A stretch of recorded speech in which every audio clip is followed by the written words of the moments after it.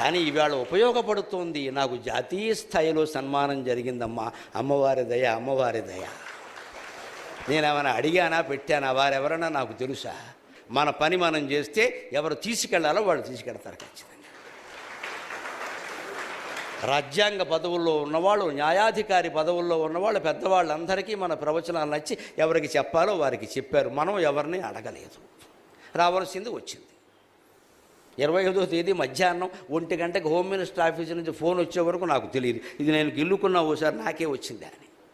ఎందుకంటే మనం విమర్శ చేస్తాం కానీ ఎవరిని పోగడం కదా, ఎవడిస్తాడు మనకే? పారితోషికం ఇవ్వడమే ఎక్కువ, పద్మశ్రీ ఎవరు ఇస్తారు? పైకి ఇస్తే ఏమంటే తిట్టినానికి ఇచ్చావు డబ్బులు అంటాడు. మరి తిడతాం, మన పనేది. డబ్బులు ఇచ్చి తిట్టించుకుంటుంటే నేనేం చేయను? తిట్టించుకోండి, డబ్బులు ఇస్తున్నా తిట్టించుకుంటున్నారు. మీరు ఇలాగే చెప్పని చెబుతున్నారు. పైగా అంటే సత్యం, నేను మీరు సమస్య కాదు అక్కడ. సత్యం ఇవాళ నీకు నచ్చకపోయినా సరే నిన్ను వెంటాడుతుంది ఖచ్చితంగా. నేను మెచ్చేలా చూస్తాను. నా స్వార్థం లేకుండా సత్యాన్ని చెబుతున్నాను కాబట్టి సత్యం నచ్చింది ఇవాళ జనానికి. సత్యాన్ని నచ్చేలా చెప్పడం కూడా నాకు తెలుసు.